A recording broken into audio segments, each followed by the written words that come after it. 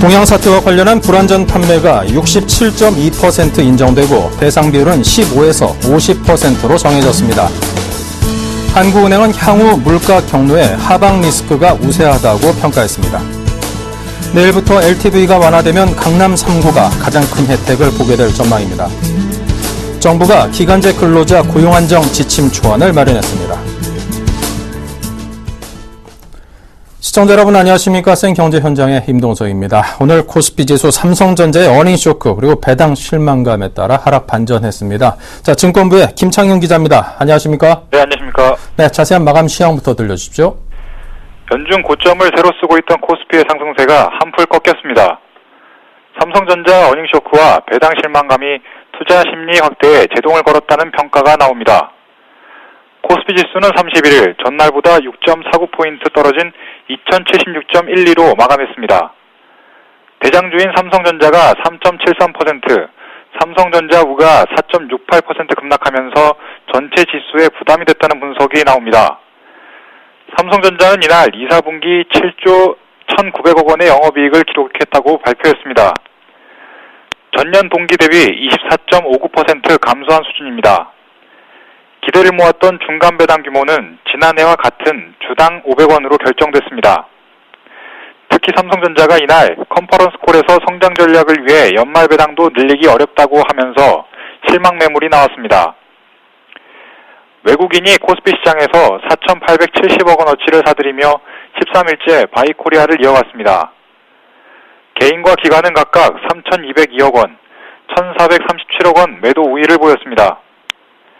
프로그램은 3,402억 원 순매수였습니다. 차익 거래가 2,026억 원, 비차익 거래가 1,376억 원 매수 우위였습니다. 시가총액 상위 종목 중에서는 SK하이닉스, 네이버, 기아차, 신한지주 등이 약세를 보였고 현대차와 현대모비스, 포스코는 오름세를 보였습니다. 업종별로는 보험, 운수창고, 비금속 광물 등이 올랐으며 전기전자, 은행, 의료정밀 등은 하락했습니다. 코스피 거래량은 3억 7,900만 주, 거래대금은 5조 9,900억 원이었습니다. 서울 외환시장에서 원달러 환율은 전날보다 3.6원 오른 1,027.9원에 거래됐습니다. 네, 그리고 삼성전자의 중간 배당 규모가 이 투자자들 기대에 크게 못 미쳤다고 하는데 자세한 흐름을 짚어주십시오. 삼성전자가 3, 4분기 부진한 실적 전망과 실망스러운 중간 배당 규모 탓에 4% 가까이 하락했습니다. 삼성전자는 31일 유가증권 시장에서 전날보다 3.73% 하락한 134만 3천 원에 거래를 마쳤습니다. 외국인은 659억 원, 개인은 409억 원어치의 삼성전자 주식을 사들였지만 기관은 997억 원 내다 팔았습니다. 유가증권 시가총액의 약 16%를 차지하는 삼성전자의 급락에 코스피 지수도 나흘 만에 하락세로 돌아섰습니다. 삼성전자 주가가 이날 급락한 것은 2, 4분기에 이어 3, 4분기에도 실적 전망이 밝지 않다는 우려에 중간 배당 규모에 대한 실망감이 겹쳐졌기 때문입니다. 시장 전문가들은 애초부터 실적에 대한 기대는 크지 않았다며 만약 삼성전자가 전향적으로 주주 친화 정책을 내놓았다면 주가가 다른 흐름을 보였을 것이라고 지적했습니다. 삼성전자는 이날 보통주와 종류주 한 주당 500원의 현금 배당을 결정했다고 공시했습니다. 총 지급 배당 금액은 754억 원으로 작년 순이익의 0.0025%에 불과합니다. 삼성전자는 지난 2011년 이후 4년 연속으로 500원의 중간 배당을 실시하고 있습니다. 앞서 2010년에는 주당 5,000원을 중간 배당하기도 했습니다. 삼성전자는 이날 기대치에 못 미친 중간 배당과 관련해 정보기술 산업이 급변하는 상황에서 성장에 필요한 다양한 요소가 있기 때문에 의사결정이 쉽지 않아 시간이 필요하다며 주주 환원에 대한 적극적인 의지에는 변화가 없다고 밝혔습니다. 이 관계자는 이어 회사의 지속적인 성장이 주주들에게도 장기적인 혜택을 줄 것이라고 믿기 때문에 이 부분에 노력을 기울이고 있으니 시간을 두고 기다려달라고 당부했습니다. 시장의 반응은 차갑습니다. 고정우 BS투자증권연구원은 이날 실적 발표에서 투자자들은 배당에 더 큰 관심을 가졌다며 최근 배당에 대한 사회적 요구가 커지면서 삼성전자의 주주환원 정책에 대한 기대가 컸지만 깜짝 놀랄 만한 정책을 발표하지 않았다고 지적했습니다. 고 연구원은 이어 이날 주가 하락은 중간 배당 규모가 예년과 같은 수준이었던 것에 대한 실망감이 많이 반영됐고 삼성전자가 3, 4분기에 IT 모바일 부분의 실적 개선이 어려울 것이라고 밝힌 것도 주가 하락에 반영됐다고 설명했습니다.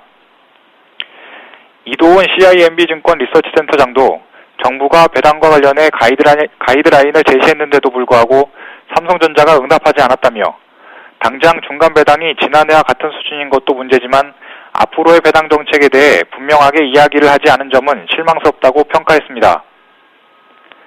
금융투자업계는 삼성전자의 실적이 고점을 찍은 것으로 보이기 때문에 앞으로도 배당을 확대할 가능성은 높지 않다고 분석하고 있습니다.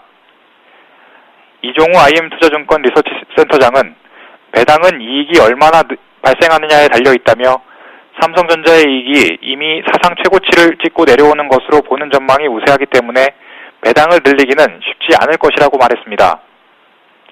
또 다른 관계자도 시장에서는 삼성전자가 3, 4분기 실적이 더 악화될 것으로 보고 배당을 올리지 않을 것으로 해석할 수 있다고 말했습니다. 네, 잘 들었습니다. 지금까지 증권부의 김창영 기자였습니다. 감사합니다. 네, 감사합니다.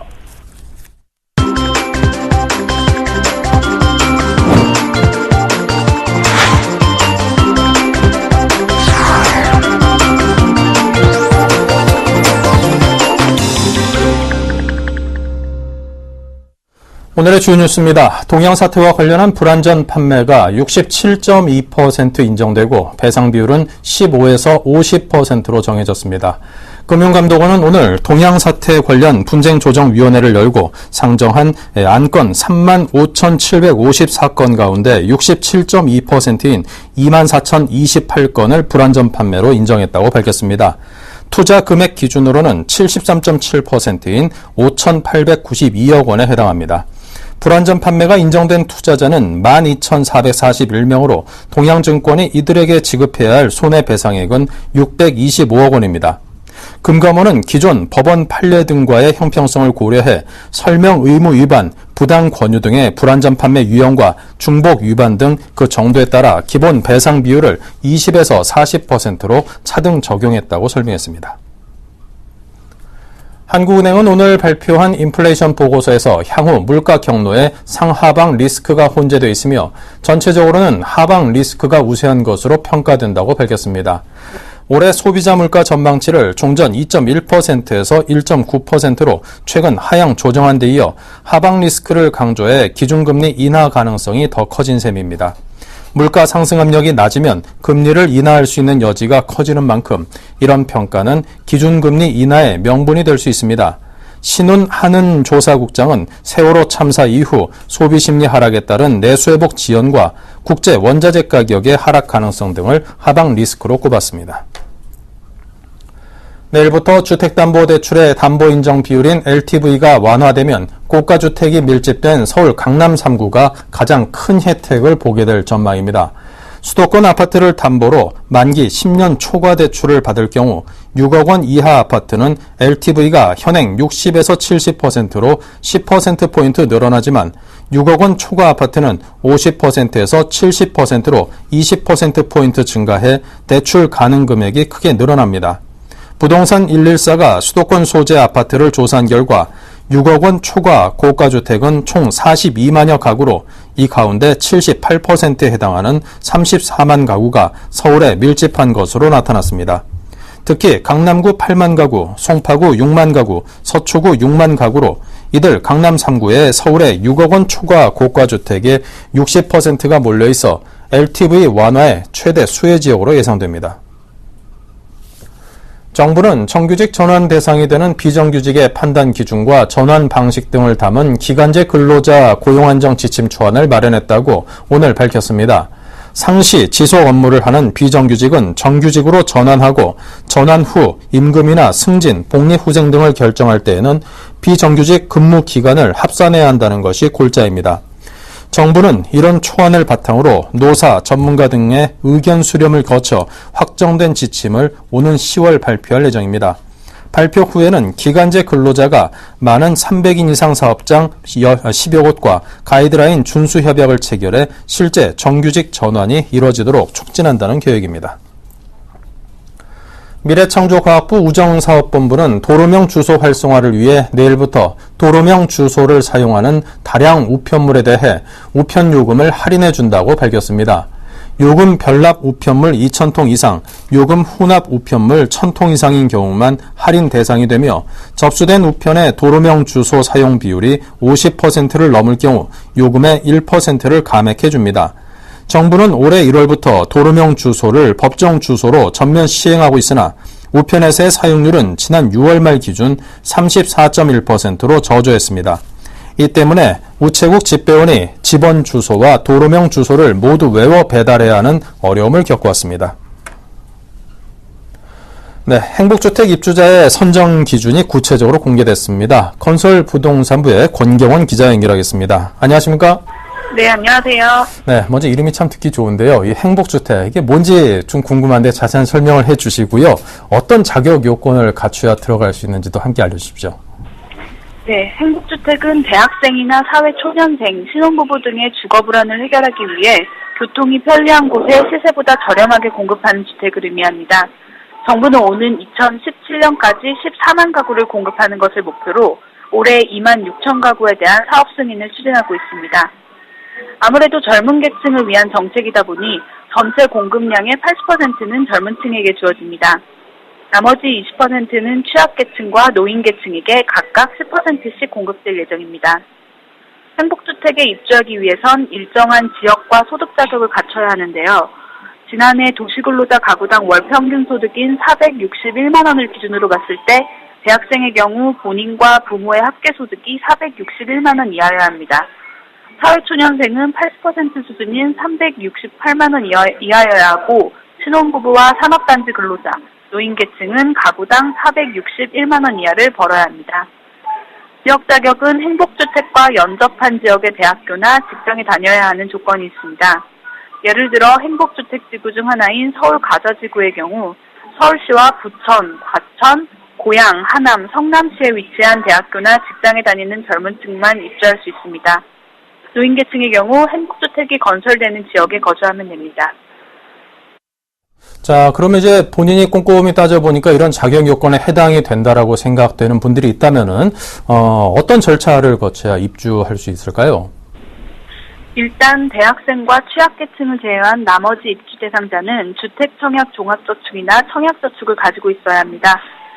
이것은 행복주택을 주거사다리로 활용해 이후에 내 집을 마련하는 데 도움을 주기 위한 조건입니다. 따라서 실제로 청약통장은 사용하지 않기 때문에 행복주택에 입주하더라도 다른 집을 청약할 때 사용할 수 있습니다. 각 사업지구별로 입주자 모집 공고가 차례대로 나올 계획인데요. 각 모집 공고의 안내에 따라 신청을 하면 됩니다. 지난 5월에 착공에 들어간 서울 가저지구는 내년 상반기에 입주자 모집 공고를 할 예정이며 대구 테크노지구와 대구 신서혁신, 화성 동탄 2지구, 고양 삼성지구도 내년 상반기 중 모집 공고가 이뤄집니다. 서울 오류동은 2017년 상반기부터 입주자 모집을 시작할 계획입니다. 네, 그러면 일단 한번 입주하게 될 경우 본인이 원하는 기간만큼 살게 될 수 있는 건가요? 주거 안정이 필요한 노인과 취약계층, 산당 근로자는 원하는 기간만큼 장기 거주가 가능합니다. 하지만 대학생, 사회초년생, 신혼부부는 최장 6년까지만 거주할 수 있습니다. 다만 대학생과 사회초년생이 행복주택에 거주하는 기간 동안 취업이나 결혼을 통해 각각 사회초년생과 신혼부부 자격을 갖추게 되면 최대 10년까지 머물 수 있습니다. 국토부는 이에 대해 행복주택에 거주했던 입주민들은 그 기간 중에 내 집 마련을 통해 나가고 다른 젊은 계층에게 더 많은 입주 기회를 주기 위한 방안이라고 설명했습니다. 네. 자, 그렇다면 행복주택, 이 집 이외에도 여러 편의시설도 상당히 중요해 보이는데요. 주민 편의시설로 어떤 것들이 들어서게 됩니까? 네, 정부는 행복주택 각 지구의 특성에 맞는 주민 편의시설을 행복주택 단지 안이나 바깥 건물에 조성하기로 했습니다. 편의시설은 입주민뿐만 아니라 지역 주민들도 함께 이용할 수 있도록 할 계획입니다. 이에 따라 생활문화센터와 체육센터, 도서관, 어린이집 등의 설치 여부를 지방자치단체와 협의해 정하기로 했습니다. 가장 먼저 착공에 들어간 서울 가자지구의 경우 주변 지역의 젊은 층의 거주 비율이 높다는 점을 고려해 공동육아나눔터와 사회적 기업, 국공립 어린이집 등의 설치를 검토 중입니다. 네, 주거 안정성을 위해 도입된 것인 만큼 주거 환경에 있어서도 상당히 좀 신경을 써서 잘 지어줬으면 좋겠습니다. 지금까지 권경원 기자와 함께했습니다. 감사합니다. 네, 고맙습니다.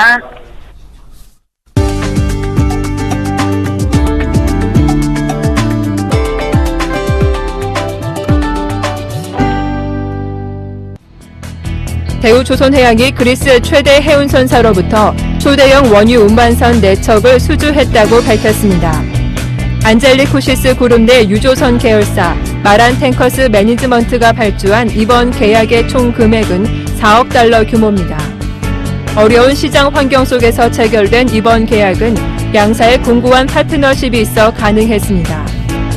100여 척의 선박을 보유하고 있는 그리스 최대 해운선사인 안젤리쿠시스 그룹은 1994년 첫 거래 이후 지금까지 약 60척이 넘는 선박을 대우조선해양에 발주하며 긴밀한 협력 관계를 이어오고 있습니다. 대우조선해양이 수주한 초대형 원유 운반선은 고효율 엔진과 각종 연료 절감 기술 등 최신 에코십 기술이 총망라된 친환경 선박으로 모두 거제 옥포조선소에서 건조돼 2016년에 선주 측에 인도될 예정입니다.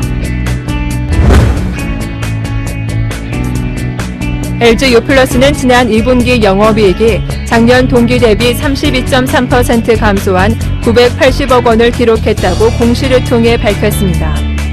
한국채택국제회계기준 KIFRS 기준으로 매출액은 2조 7,739억 원으로 0.4% 증가했으나 순이익은 336억 원으로 58.8% 급감했습니다. 마케팅 비용 증가와 펜텍 채무 상환 유예로 인한 일회성 비용이 반영됐기 때문이라고 회사 측은 설명했습니다. 또 LG유플러스 측은 펜텍의 채무 상환을 유예하기로 결정함에 따라 약 300억 원을 대손 충당금으로 설정했다고 설명했습니다. 매출은 유선과 무선 모두 고른 성장세를 나타냈습니다. 매출 비중이 더 큰 무선 매출은 작년 동기 대비 8.7% 증가한 1조 2,754억 원을 기록했습니다. 제규어는 내년 출시 예정인 프리미엄 스포츠 세단 XE에 적용할 알루미늄 차체 정보를 공식 홈페이지를 통해 공개했다고 밝혔습니다. 제규어는 XE 공식 출시 전까지 기술, 디자인, 엔지니어링 등 XE의 모습을 가늠할 수 있는 핵심 사항들을 총 4개 시리즈로 공개하고 있습니다. 이번에 공개된 XE의 알루미늄 인텐시브 모노코크는 전용 서스펜션 스티어링 시스템 공개에 이어 두 번째로 소개됐습니다. 제규어 XE에는 업계를 선도하는 제규어의 최첨단 알루미늄 기술이 적용될 예정입니다. 제규어 XE는 차체 75%가 경량 알루미늄으로 구성됐습니다. 알루미늄 인텐시브 모노코크 차체는 뛰어난 강성 확보와 경량화에 성공했으며 연비는 높이고 CO2 배출량은 줄여 효율성 역시 큰 폭으로 개선했습니다. 롯데주류가 올해 4월 내놓은 맥주 클라우드가 인기를 끌면서 국내 맥주업계에 신선한 자극을 주고 있습니다. 롯데주류는 클라우드 맥주가 출시 100일 만에 2,700만 명의 판매고를 기록했다고 밝혔습니다. 하루 27만 병, 1초에 약 3병꼴입니다. 이는 맥스 에일스톤, 드라이피니시티 등 경쟁사 제품의 출시 후 100일 판매량을 뛰어넘는 기록이라고 롯데주류 측은 설명했습니다. 롯데주류는 발효 원액에 정제수를 섞지 않은 오리지널 그래비티 공법으로 깊은 맛을 낸 것이 인기의 요인이라고 분석했습니다. 실제로 회사 측은 6월 한 달간 소비자 560명을 대상으로 한 자체 조사에서 클라우드를 맛본 소비자 10명 중 7명 이상은 일주일 안에 클라우드를 구매했다고 밝혔습니다.